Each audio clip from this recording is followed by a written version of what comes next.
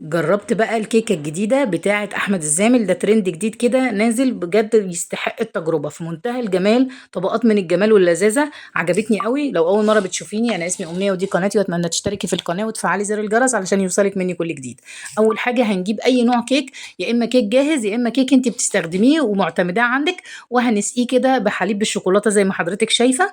وبعد كده هنجيب كيس من الكريم شانتيه ونضربه مع كوباية مية متلجة، وهنبدأ ننزل بالكريمة زي ما حضرتك شايفة كده فوق طبقة الكيك اللي احنا عملناها، وهنسويها كده بالظبط زي ما انا بسويها. ولو عندك بقى صوص شوكولاتة موجود تمام، ما عندكيش يبقى هتسيحي حوالي 100 جرام من الشوكولاتة، وتنزلي على الكريم شانتيه زي ما انت شايفة كده، واحدة واحدة.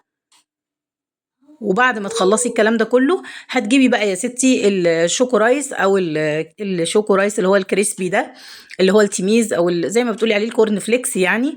وهتنزلي عليه شويه من صوص الشوكولاته، وبعدين شويه من معلقتين كبار كده من الكاكاو الخام، وتقلبيهم. بعدين تنزلي على الكيك اللي احنا عملناه، والف هنا وشفا.